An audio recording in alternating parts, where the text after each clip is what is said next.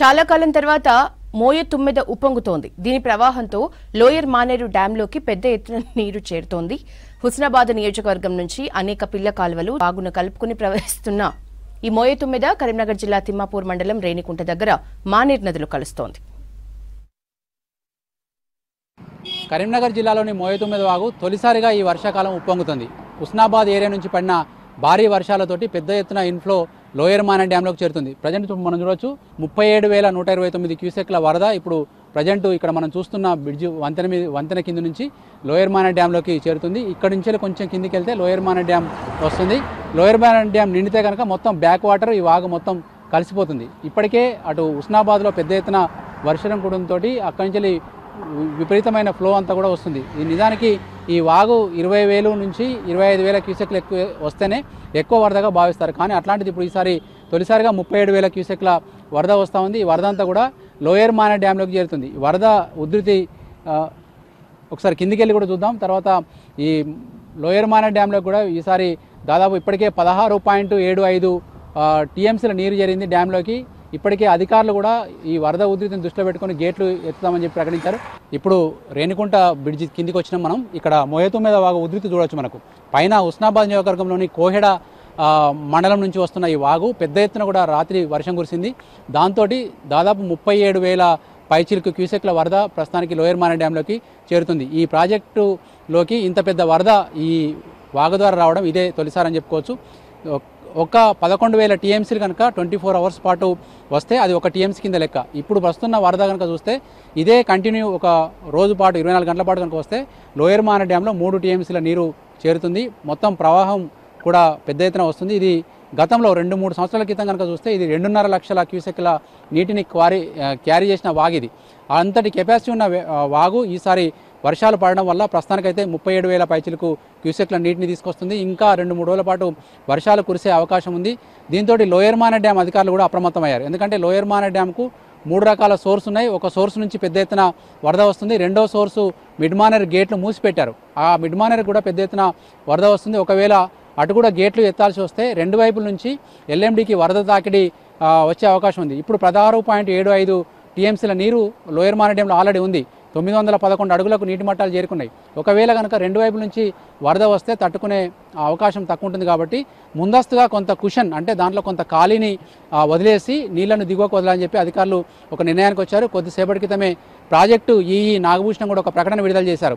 Lower Maneru dam గేట్లు ఏ క్షణాన్నైనా ఎత్తాల్సి ఉంటుంది. వరద ఉధృతి కావచ్చు, లేకుంటే భారీ వర్ష సూచన నేపథ్యంలో గేట్లు ఎత్తాల్సి వస్తుంది. కాబట్టి సమీప గ్రామ ప్రజలు అప్రమత్తంగా ఉండాలని చెప్పి ఆదేశాలు జారీ చేశారు. అదేవిధంగా రెవెన్యూ పోలీసు యంత్రాంగానికి కూడా పలు సూచనలు చేశారు. గ్రామాల్లో డప్పు చాటింపు ద్వారా ప్రజలను అప్రమత్తం చేయాలి. అదేవిధంగా మానేరు వాగులోకి లేకుంటే వాగు పరిసరాల్లోకి పశువులు గొర్రెలు మేపడానికి వెళ్ళిన పశువుల కాపర్లు కావచ్చు, పశువుల మేకల మందలను కావచ్చు, వాళ్ళన్నింటినీ కూడా నదీ తీరం నుంచి వాగు తీరం నుంచి బయటికి వెళ్ళిపోవాలని చెప్పి సూచించారు. అదేవిధంగా వ్యవసాయ మోటార్ల కోసం కొంతమంది వాగుల్లో మోటార్లు పైప్ లైన్లు వేసుకొని ఉంటారు. వాటిని కూడా సురక్షిత ప్రాంతాలకు తీసుకువెళ్లాలని చెప్పారు. ఒకవేళ గేట్లు ఎత్తితే పెద్ద ఎత్తున వరద దిగువకు వెళ్లే అవకాశం ఉంటుంది. లోయర్ మానేరు డ్యాము మానేరు నదికి దిగువ భాగంలో నిర్మించారు. ఆ మానేరు నది ఎక్కడైతే ఎండ్ అవుతుందో అక్కడ మనకు మోయ తుమ్మెద వాగు కలుస్తుంది. ఇప్పుడు మనం చూస్తున్న ఈ వాగు ప్రధానంగా క్యాచ్మెంట్ ఏరియా ద్వారా వచ్చే వర్షం నీరంతా కూడా లోయర్ మానేరు డ్యాంలోకి చేరుతూ ఉంటుంది. లోయర్ మానేరు డ్యామ్కు ఈ ఒక్క సోర్సు తప్ప మిగతా సోర్సులన్నీ కూడా కృత్రిమంగా వచ్చేటివి. ఎందుకంటే మనకు ఎస్ఆర్ఎస్పి నుంచి ప్రధాన కాకతీయ కాలువ ద్వారా నీళ్లు వదిలితే కాకతీయ కాలువ ద్వారా నీళ్లు ఎల్ఎండిలోకి తీసుకురావచ్చు. లేదు అంటే మిడ్ మానేరు గేట్లు ఎత్తితే మిడ్ మానేరు కింద ఉన్న మానేరు వాగు ద్వారా నీళ్ళని తీసుకురావచ్చు. ఈ రెండు సోర్సులు అవి మనుషులు ఆపరేట్ చేస్తే తప్ప ఆ నీళ్లు అందులోకి వచ్చే అవకాశం లేదు. కానీ ఇది సహజ సిద్ధంగా వర్షాల ఆధారంగా ఈ ఫ్లో వస్తుంది. దీన్ని ఆపడం కష్టం. ఇది నేరుగా లోయర్ మానేరు డ్యాంలోకి చేరుతూ ఉంది.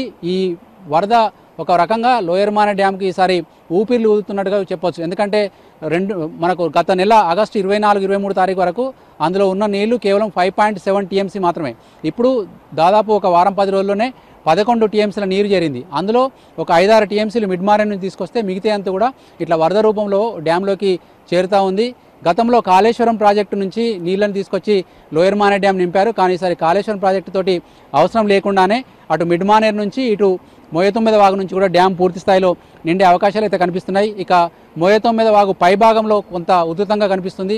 చిగురుమామిడి మండలం కోహెడ తర్వాత అటు ఇందుర్తి గ్రామాల మధ్య అక్కడ రేణుకా ఎల్లమ్మ వాగు ఉంటుంది. ఆ రేణుకా ఎల్లమ్మ వాగు వచ్చి మోయతొమ్మిదిలో కలుస్తుంది. ఈ రెండు వాగులు కలిసే ప్రాంతంలో కూడా అక్కడ రోడ్డుపై నుంచి పెద్ద ఎత్తున వరద నీరు పోతుంది. దీంతో అటు కోహెడ ఇటు ఇందుర్తి గ్రామాల మధ్య రాకపోకలు నిలిచిపోయాయి. మరొక వైపు పైన బెజ్జంకి మండలము, తర్వాత ఇటు గన్నేరువరం మండలాల మధ్య దేవక్కపల్లి అనే గ్రామం ఉంటుంది. అక్కడ కూడా వరికోలు ప్రాంతం నుంచి పెద్ద ఎత్తున ఈ మోయతొమ్మిది వాగులోకి వరద నీరు వస్తుంది. అక్కడ లో లెవెల్ వంతెన పైనుంచి నీరు పారుతుండటంతో అక్కడ పోలీసులు అధికారులు అక్కడ ట్రాఫిక్ను జస్ట్ అక్కడ కంట్రోల్ చేస్తూ వాహనాలను వదులుతూ ఉన్నారు. ఓవరాల్గా మోయతొమ్మిద మరింత ఉగ్రరూపం దాల్చే అవకాశం ఉంది. ఎందుకంటే ఇట్లాంటి వర్షాలు మళ్ళీ ఇంకా కురిసే అవకాశం ఉందని చెప్పి వాతావరణ శాఖ చెబుతున్న నేపథ్యంలో ఈ మోయతొమ్మిద వాగు పరిసర ప్రాంత ప్రజలు కావచ్చు, ఒకవేళ లోయర్ మానేరు డ్యామ్ గేట్లు ఎత్తితే మానేరు దిగువ పరిసర ప్రాంత ప్రజలు కావచ్చు. ఎందుకంటే మానేరు గేట్లు ఎత్తితే దిగువకు చాలా ప్రాంతాలనే మనకు మానేరును దిగువన మనకు మానకొండూరు నియోజకవర్గం కావచ్చు, అటు జమ్మికుంట హుజరాబాద్ నియోజకవర్గంలోని జమ్మికుంట వీణవంక ప్రాంతాలు కావచ్చు, ఇంకా కిందికి వెళ్తే పెద్దపల్లి ప్రాంతం కావచ్చు. పెద్దపల్లి ప్రాంతంలో కూడా చాలా వాగులు, అక్కడ హుస్సేన్మియా వాగు లాంటివి కూడా మానేరులో వస్తాయి. అక్కడ ఒడేడు దగ్గర కూడా పెద్ద ఎత్తున ఉగ్రరూపం దాల్చే అవకాశం ఉంది.